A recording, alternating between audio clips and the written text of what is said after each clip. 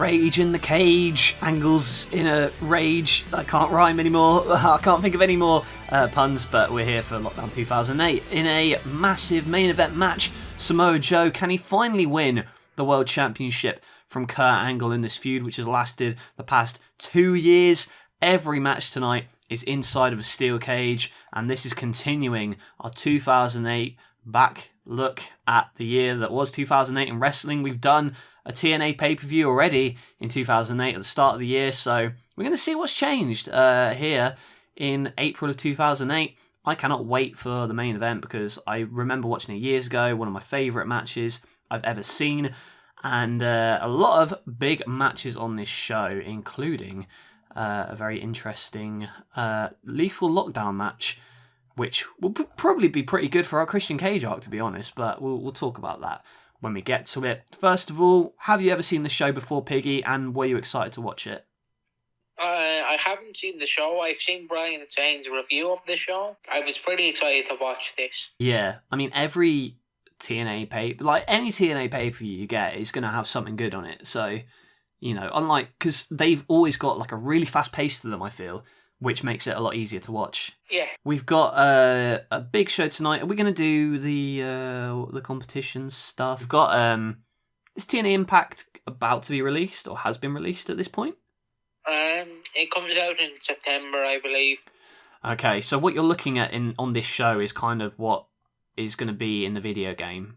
So a lot of the kind of look and feel of the roster and the stage and everything is going to be what's in that video game. We've also got SmackDown vs. Raw 2008 out around this time too, which was immediately pretty much kind of outdated because of the fact that WWE went to HD, and a lot of the basis of 2008 was on the 2006 era, 2007 era, you know, so a little bit outdated and not a game that's a favourite of many, although I still enjoy playing it. What about you? Do you ever have that game? I don't mind that game, actually. Yeah, I think the criticism is that there's a 24/7 mode in there that replaces season mode, and it does get kind of a little bit repetitive, although there is a fun little bit where you face ECW in the game. I remember I was Jeff Hardy and I had to battle like Tommy Dreamer on ECW December to Dismember or whatever it was, so that was a fun little time. I remember as a kid as well, it had been really difficult, but I played it again as a grown man, and I quite enjoyed the unlockables and stuff. So yeah, not a terrible game, not as bad as people say. And there's also wrestling figures out around this time, but what are they? We've got the Hell in a Cell official scale ring. I still am desperately looking for this. Ooh, for this Hell in a Cell. The scale one already out around this time. It comes out in June. Ooh, yeah, so that's the one I have, I think.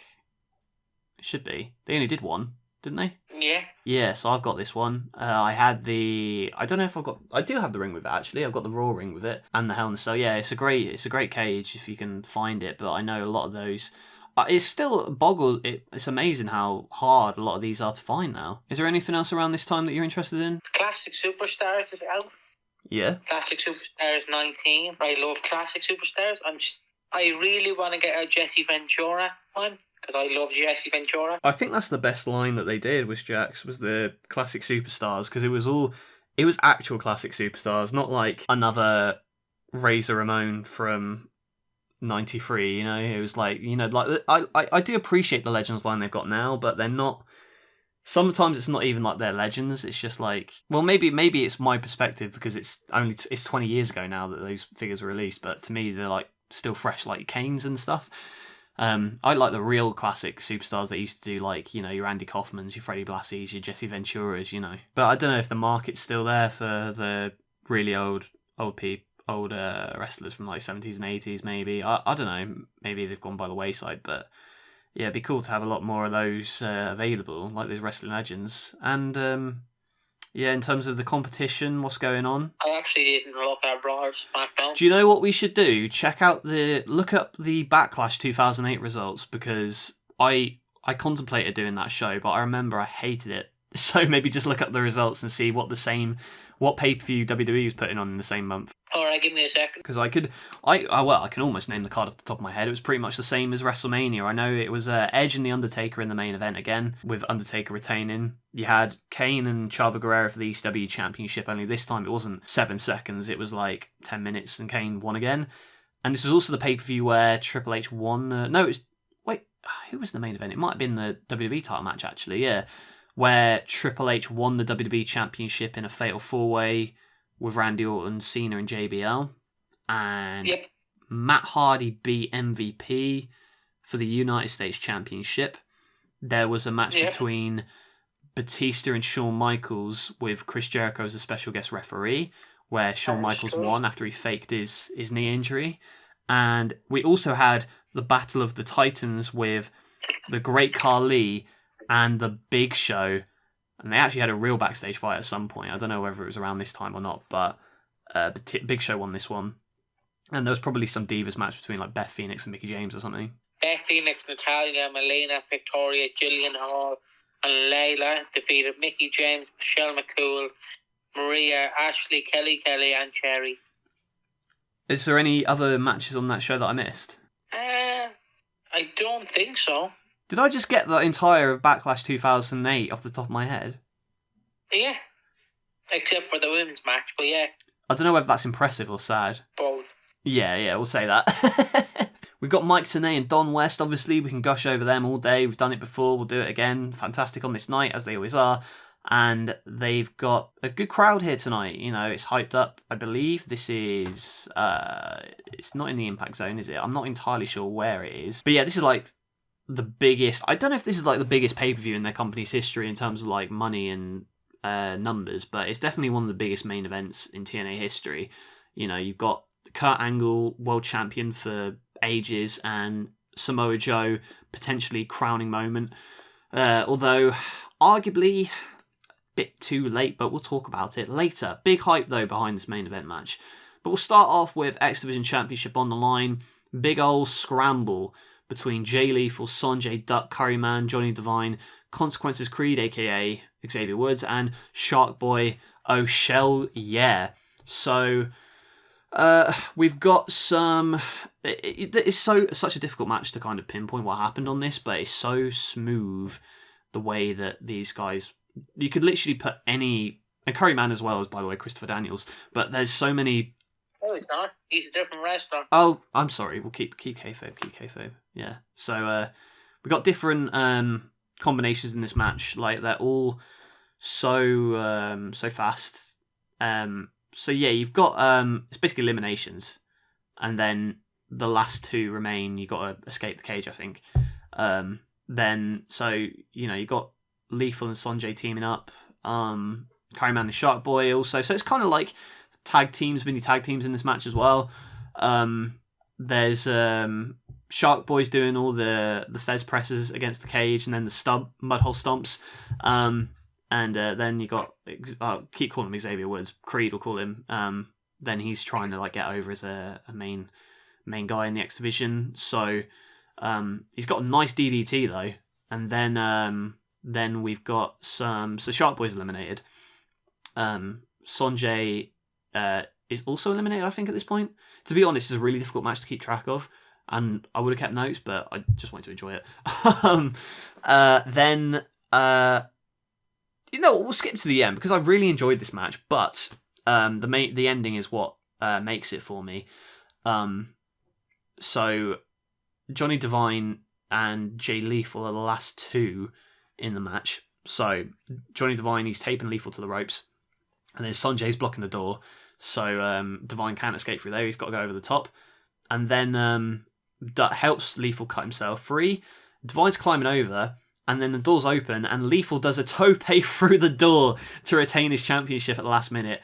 It's spots all over this match, but it's really, really fun, and I really liked it. It's the same TNA formula. You know, you get a big X Division match, scramble to hype up the crowd, and that's what they did. And a very fun opener. What did you think? I love this match. It's a shame we never got an official Curry Man figure, because I love Curry Man. Oh yeah, me too. He did the dance in this match too. Yeah. It's such a ridiculous gimmick that, I mean, it was mega over in Japan, wasn't it? I know he did a couple of New Japan tours. Yeah, it was just, he won famously the Tag Team Championships with Bryan Danielson Of course, in Japan. Yeah. Big time. It was super over in Japan because they love curry, I assume. It's a very Japanese gimmick, though, isn't it? Like, yeah. In terms of, like, they're kind of like comedy shows and stuff like that. I'm saying this as if I'm I'm cultured in Japanese culture. I'm not. I'm just saying, like, it seems like something they would, something that would be right at home in DDT. Of course, Fergs speaks Japanese. That's his native language. He's not actually British. He's actually Japanese. Very fun opener. Loved it. Frank Triggs backstage. UFC fans may remember that name. Well, they will remember that name. So he's talking about the main event with Kurt Angle and Samoa Joe, because it's very much an MMA-inspired match, which I'm very much on board with. I think it's cool to do MMA and wrestling hybrid. I mean, we can kind of talk about it later, but what do you think about when they try and introduce MMA-style stuff into wrestling? Are you a fan of it or not really? Not really, because it's fake. Yes. Like, the takedowns are fake. Yeah, I think that's definitely one of the problems I have with. And don't get me wrong, like GCW when they do Bloodsport, I love it. Like, I really enjoy it a lot. But yeah, when you watch like a lot of MMA, you do suspend your disbelief in wrestling. But sometimes when it's like fake MMA, it's difficult to kind of get invested, because it's more easy to identify the cooperation, if that makes sense. Yeah. Like in a real fight, you wouldn't be able to escape certain holes and stuff. So yeah, I get it, but we'll see how it works out in the main. Next up, Queen of the Cage, another big cluster of a match. Were you into having two multi-person matches in a row? I didn't mind it. We've got Queen of the Cage, so it's Christy Hemme and Salinas, Jackie, Tracy Brooks, Angelina Love, Velvet Sky, Raka Khan, and Roxy. So then we've got this match was not great, but it wasn't terrible. I mean, for what it was fine. But again, to me, it was just like another. Having this follow the multi-man X Division match, I thought hurt this a lot. And yeah, Roxy wins in the end, but I can't really tell you what happened. It was just quite. I don't know, just not really the kind of thing I was looking for. Was it? They all had to get in the cage first. Yeah. Yeah, because that confused me at the start, where they're all fighting on the outside, and then only two can get in. It's like the reverse battle royal, but stupider. Not as stupid actually. The reverse battle royal is worse, but this is still up there in terms of silly rules. But yeah, it's Angelina Love and Roxy, and it's not really a big feud here going on. So yeah, the crowd are into Roxy, I guess. But yeah, it was fine, but at least Roxy got a win. What do you think of this? Didn't really mind the match. Yeah, inoffensive is probably the word to describe it. And we got Samoa Joe cutting an intense promo backstage. He's not just willing to sacrifice his career for the title, but his life. And then Kip James tries to have a promo. And yeah. Well, this is the one where Kip James is with a tiger, isn't it? Yeah. That's what I'll become. Why is he with a tiger? He's not Scott Steiner. I don't know. It is very confusing. So, finally, the New Age Outlaws... I say finally, they've done it before, but now they're doing it in TNA. The New Age Outlaws, or the James Gang, whatever you want to call them, they're facing one-on-one. And now, yeah, it never really worked when they feuded. What do you think that is? It just never clicked as single wrestlers fighting each other. Yeah, it wasn't... I don't know, it just felt like they were better together than they were apart. They brought out... Because they both had strengths and weaknesses, but I think they hid them well with each other. The team dynamic definitely helped elevate both of them. But yeah, so we've got BG... I'm just going to call them Road Dogg and Billy Gunn. It's way easier. So Road Dogg, he's beating up Kip. I keep calling him Kip. I know that's his name. So Road Dogg beats up Billy Gunn. Billy Gunn is trying to beat up... it's so confusing because BG is Billy Gunn, but he's Road Dogg and he's Kip. So I'm going to try and do this without having a stroke. Billy Gunn is the heel. He is beating up Road Dogg. Big old chin lock. I don't like this match a lot, to be honest. I mean, it was fine, but it didn't have the, I can't really talk about it. Like, he throws him into the cage a couple times, and then Road Dogg tries to use a couple of different moves, which I guess is interesting, but yeah, essentially it's Road Dogg who rolls up Billy Gunn for the win, which is like a bit of a flat finish. I mean, it was an alright heel versus face dynamic, but it's just not, not really my thing. I don't know about you. Found this match boring. Yeah, did you? I was going to say, I was worried that I was like not not appreciating it as much as I could have been, but yeah, I suppose it's Road Dogg and Billy Gunn in 2008, I suppose, isn't it? And then yeah, they try and do a whole post-match angle where Billy Gunn suckers him in for a clothesline, and then he's actually but it's not the greatest match ever, but it's fine. It'll get better, I'm sure. We've got Kurt Angle, who he says WWE as well. Ooh. Says Joe isn't a wrestler, he's an animal. Joe says he's putting over Joe big time, actually, saying he's got intensity to match Angle. And it's basically just, the best two. Who's the best out of both of them? Like, I think it's an Angle feels like he has to prove himself. I love this serious side to him as well. They've done a really good job of hyping this main event tonight. They have indeed. I think it works well for Angle to be in this sort of match. Yeah, definitely. It exposes him as the, that wrestling machine mentality. Like, yeah, can you imagine if Angle stayed in WWE and this would have been the kind of Kurt we would have seen in the new ECW? Yeah. Yeah, like, just thinking about... I mean, it's great that he did it here anyway, so, less handcuffed, I guess. Oh, what a segue. Speaking of being handcuffed, it's cuffed in the cage. This...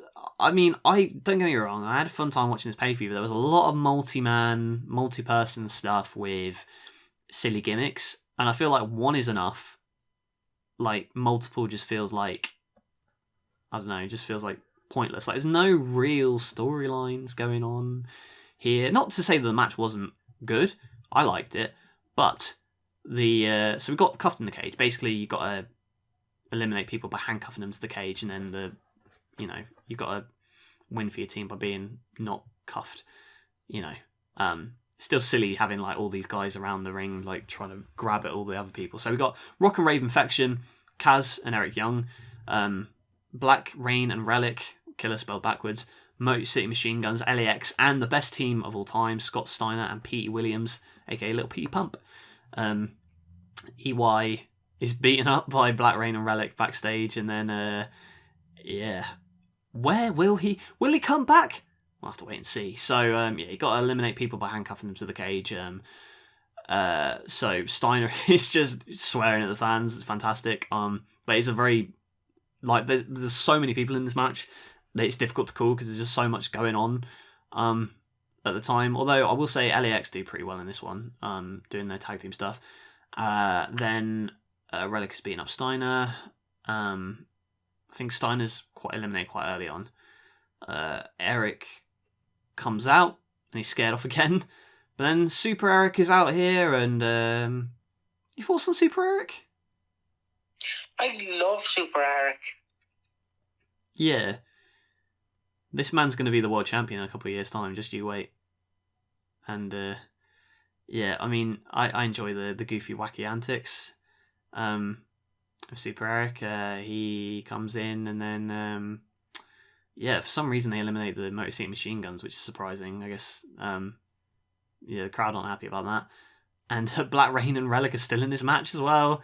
And they eliminate Petey Williams. Jimmy Rave gets out of the border toss, but then gets smacked into the cage. And Hernandez is looking good in this match. Homicide is cuffed to the cage. And then, Hoyt chokeslammed. Yeah, Hoyt chokeslams Kaz off the top, which is pretty damn good. Good bump. And then Black Rain and Relic again in this one. Oh my god. Super Eric then comes out and takes him on all on his own, eliminates Rock and Rave, and now he's 2-on-1 against Black Rain and Relic. Relic cuffs himself somehow, and then Super Driver on Black Rain, and Eric wins. Kaz was bumping his arse off for this one, and Eric was a nice little touch, but not great match, to be honest. What do you think? It's an alright match. That's all I can say. Yeah, it's difficult to have a bad multi-man, but this one didn't really do a lot for me personally. I think because we've seen 2 multi-person matches already on this show. Mm-hmm. So, then we get a backstage interview. Samoa Joe's dad says no way Joe's going to lose. Joe is just putting over Joe. Next up as well, a tag team match. It's Awesome Kong and Raisha Saeed versus Gail Kim and ODB. I would have way preferred to see Kong versus Kim 1-on-1 in the cage. Yeah. I feel like... But maybe it's because they had such a massive match in Joe and Angle. That can't be what they were thinking. Maybe they were just thinking, let's put a tag team match on this one. I don't know. I love ODB as well, don't get me wrong, but yeah, I think it should have been Kong versus Kim, unless they've already done it, which I'm not too sure, but already done it in the cage, I should say. So yeah, we get a tag match here. Saeed is in a veil, and like one of the most, I don't want to say one of the most racist gimmicks in wrestling because there's so many, but it's cheerleader Melissa under there pretending to be an Arab, so there you go, wrestling. ODB is very over, love her, and even though like Saeed is a good wrestler anyway, but it does limit what she can do because she can only see so much, Gail Kim's looking great in this one though, and you know what, I was quite surprised because I quite enjoyed this one. I didn't mind this one. I think going into it I wasn't expecting much, and I think the knockouts at this time definitely were, they were very good and underrated, I would say, maybe at the time. I'm not too sure, but yeah, Gail hits a very nice, Super Rana onto Saeed, which is great, and then Kong spins a back fist into Saeed's face, ODB big splash, and they win. But yeah, it's I liked it, but it wasn't, it could have been better if it was just Kong and Kim, but hey, it is what it is. It wasn't a terrible match, but yeah. Then we got Karen Angle backstage. She's basically teary-eyed about her husband, and yeah, maybe, I don't know what's going on at the time. I don't know if they're still together at this point, or if it's just a purely on-screen stuff. I don't know. Sorry, Yeah. I don't know. Yeah, well, I guess I'll have to wait and see what happens with that. Speaking of problems in the not marital department, but Booker T and Sharmell are married. So we've got Booker T and Sharmell taking on Robert Roode and Peyton Banks. We've already seen the start of this feud way back in January 2008 when Roode dumped Miss Brooks for Peyton Banks, and this is one of the only matches that Peyton Banks had in TNA, if you even remember that name. They're taking on Booker T and Sharmell after, well, we remember watching Roode blast Sharmell in the face, and that's kind of brought up in this match. And soon Bobby Roode will be forming Beer Money, so don't you worry about that. We just got to get this out of the way first. Booker T is angry about Roode, beating up what's her face, Sharmell. And Peyton is going to be gone pretty soon as well. And Booker T dominates really. Roode does get a couple more openings though, because Booker is kind of distracted. He doesn't really he just wrestles it as a normal match though. Like, he doesn't have that kind of spark to it. So yeah, He does a spin-a-rooney as well, funny enough. And then Sharmell is coming in, and you know, she fares well, but not the best wrestler in the world. Goes after Bobby Roode, Payton, and then ends up getting pinned. So yeah, it was a can I call it a bad match? I didn't like it. It was a bad match. Yeah. Nothing really going on. Like this, and again, this feud, bear in mind, has been going on for like 5 months at this point. Yeah, so then Bobby Roode is basically chewing out Peyton Banks for costing them the match, and you know, they've already done it, so yeah, it's a bit of a shame. Then we've got an interview with Marcus Davis, who's been training Samoa Joe. And yeah, the MMA style, you know, like you were saying, the MMA style in wrestling doesn't always work, but the way they've been building this up, I think in terms of like the fight build, taking inspiration from MMA, I think it works a lot. Do you think? I think it does. Yeah, regardless of what you think about the actual logistics of having the you know, the MMA incorporated into wrestling, at least in the build up, the way it's built up, I think it makes it look a lot more legitimate, which is I think is quite interesting. So yeah, next up, Lethal Lockdown, one of my favourite match types ever. I know it's a rip off of War Games, but is it a hot take to say I prefer Lethal Lockdown to War Games? I'm with you on that. It's because of the roof that comes down at the end. And the weapons that come down on the top. And also, I think because they've got less... I could be wrong as well. It might be shorter intervals, too. I think they have shorter intervals. Yeah, I think you're right. It's a more pacey match, and that may be just because it's TNA. But yeah, I always really enjoyed Lethal Lockdown. I particularly enjoyed the... I think it was the one the year before this, 2007, I really liked. And... although it's Hogan era, 2010 was good because it had Jeff Hardy and Rob Van Dam and Beer Money and all that. So, yeah, still. This one was good, though. It's Christian Cage and Tomko colliding. Teams colliding here. And it's weird to see Cage and Tomko on opposite sides.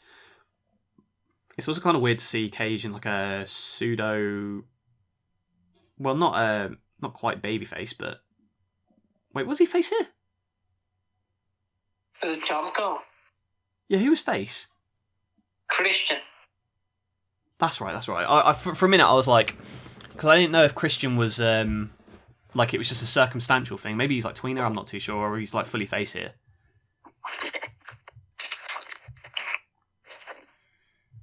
Anyway, that just goes to show my knowledge of the whole thing. I don't know. I'm watching it. I'm just trying to enjoy the match as it is. Christian's in first, and then Tomko also starts. So it's quite interesting to see the fact that they both start in it as captains. So yeah, but no, AJ Styles starts instead, and then smashes Christian in the back of the head. Christian and AJ, beautiful start to this. I don't know if AJ and Christian had a big pay-per-view match, did they? I think they did, but I can't remember what pay-per-view. It might have been before this, but yeah.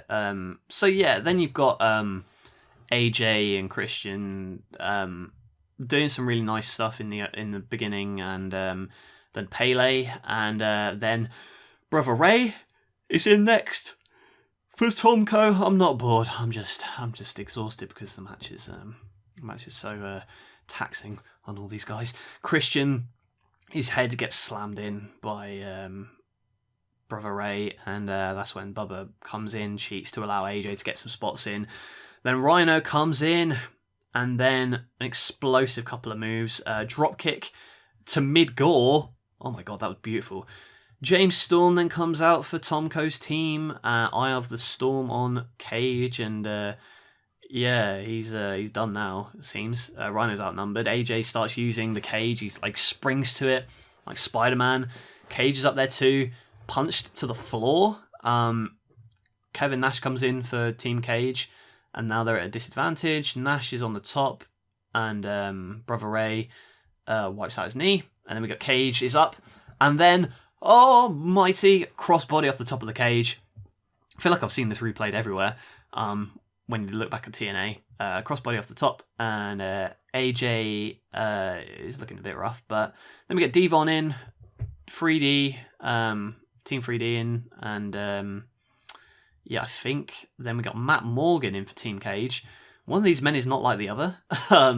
But yeah, he comes in and Morgan clotheslines Team 3D, and then Tomko's last in for his team, goes after Cage, and yeah, Devon's bleeding. Now we got Sting!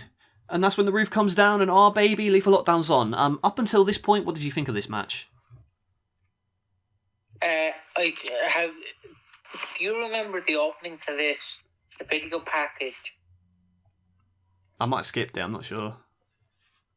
The video package was basically like the Icon, Sting, the War Machine, Rhino, Big Sexy Kevin Nash, the Instant Classic Christian Cage, Matt Morgan.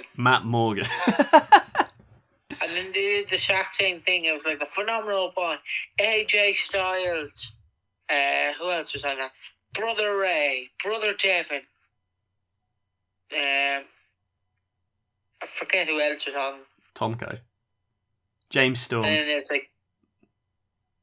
like the Cowboy, James Storm, Tomko. Yeah, I mean they're definitely they stick out in this one. Well, Matt Morgan does a little bit, and not for, I'd say call him green, but was he green for his entire career? I don't know. I don't want to be mean to Matt Morgan. So yeah, that's when we get the cage coming down. Lethal Lockdown officially gets underway. Kicks AJ and Storm in the dick for some reason.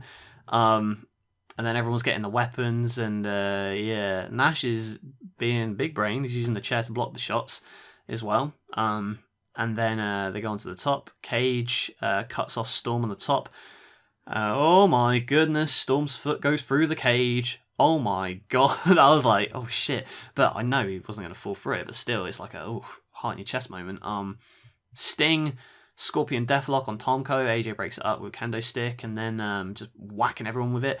Christian's got a table up on top there. AJ goes up, and then AJ's got a ladder set up too.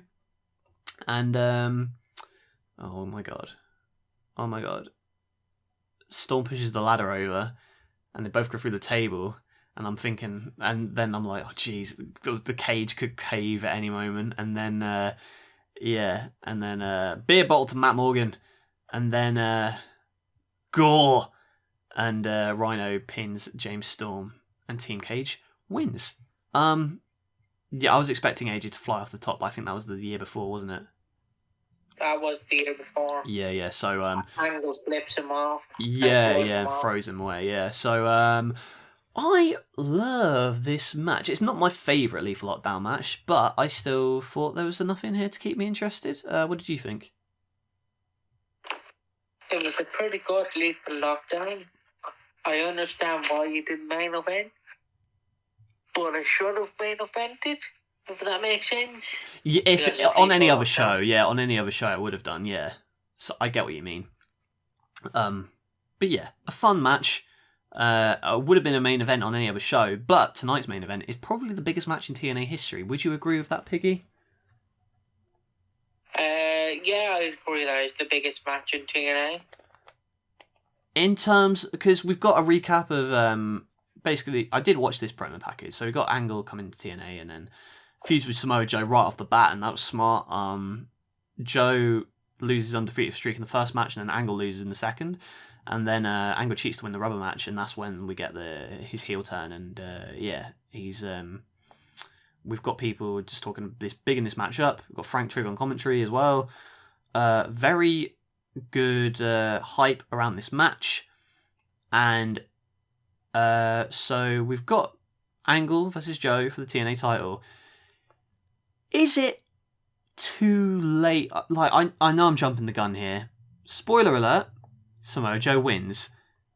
Is it too late to put the belt on Joe? Yes. When do you think it should have happened? 2006 or 7. I think definitely. Yeah, 06, 07, I would agree. I think having him win the world title before Angle came to TNA, then again, it would have buried Joe had he lost the title to Angle, so I understand that. But I think they definitely... I don't want to say the fans called off on Joe, because the run wasn't exactly memorable in this one, but yeah, I'm glad it happened. Don't get me wrong. But it should have happened a lot longer, like before.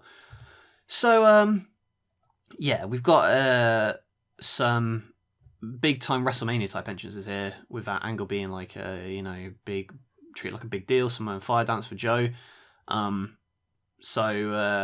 Yeah, we've got Kurt in his MMA shorts, which is really showing off the whole vibe of this match.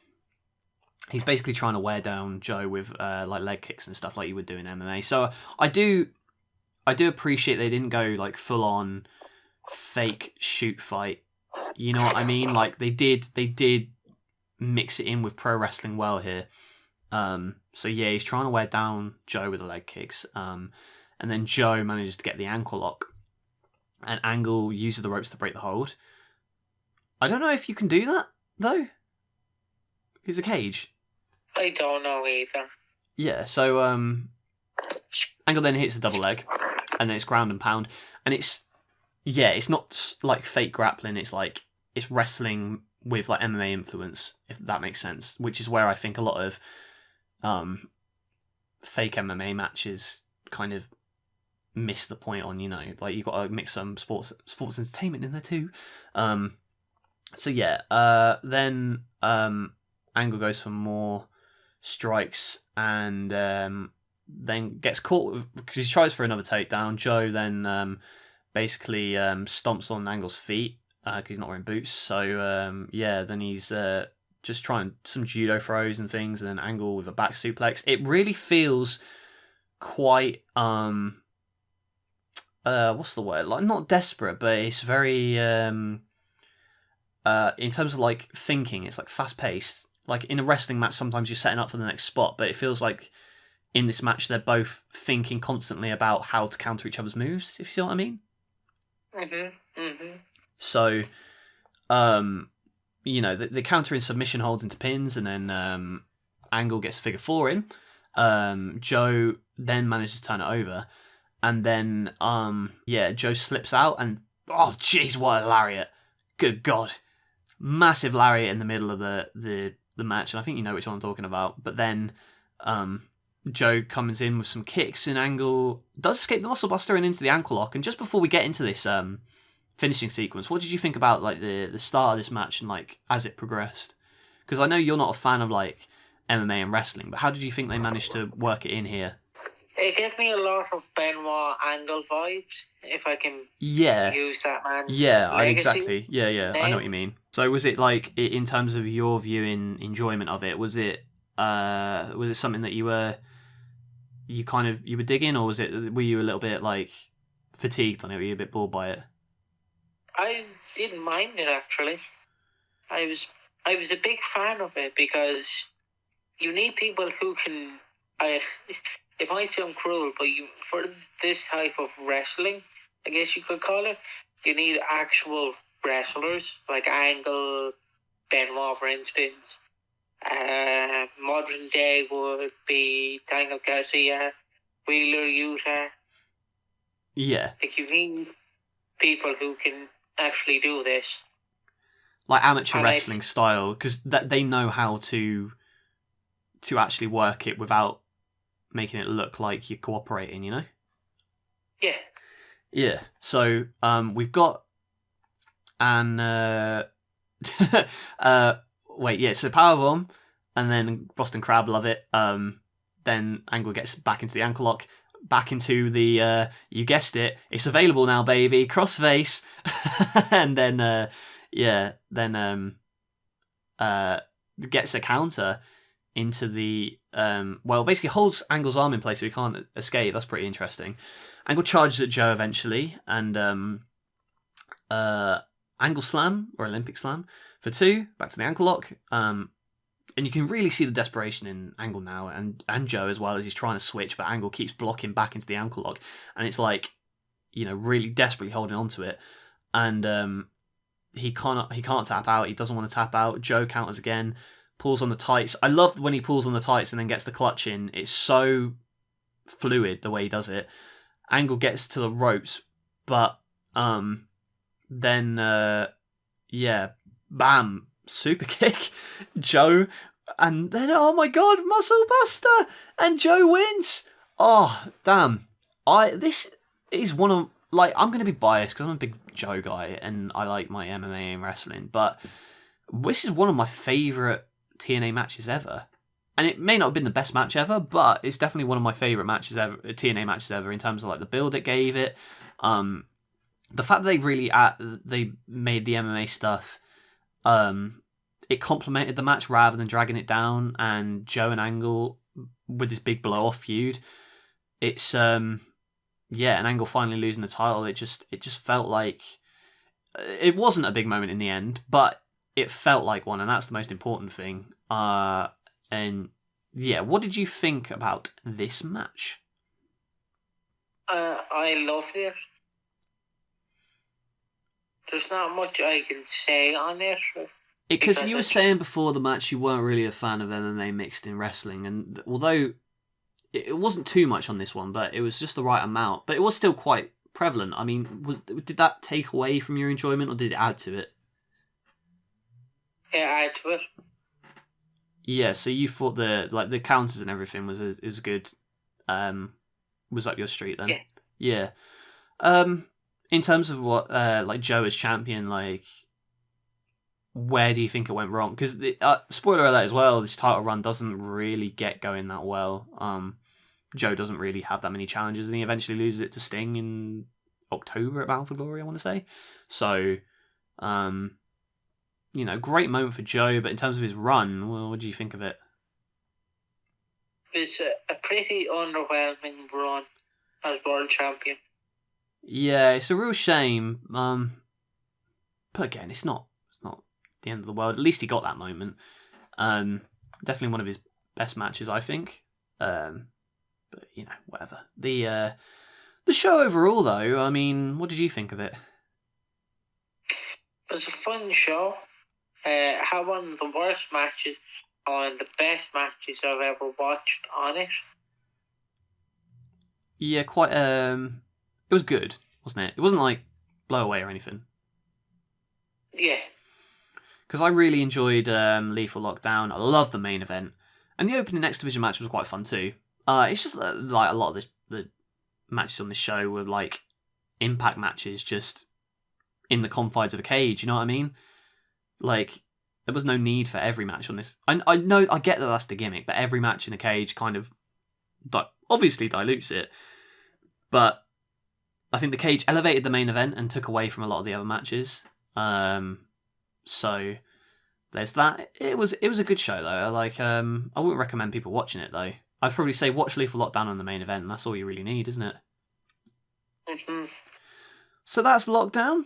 Very fun show. We've also got more 2008 goodness coming your way. I know in about, I want to say 4 weeks time, we're going to do Judgment Day 2008. And there's another cage match on that show, would you believe? Oh, no. Probably not as good as this one, but we'll wait and see. And next week we'll be back to the Christian Cage stuff. It's SmackDown from 4th of November 2005. Christian Cage's last WWE match until he goes to TNA, and then we've got some more TNA goodness coming after that with Christian Cage, of course. And as for this podcast, that is it for us. Make sure you like and subscribe and do all that good stuff, or we'll lock you in the Coquita clutch and lock you in that ankle lock and make you tap out and scream. Piggy, say goodbye to the fine folks. We'll catch you next week. Bye-bye. Woo! Do the Kurt Angle, yeah. Yeah! Yeah! Fucking go!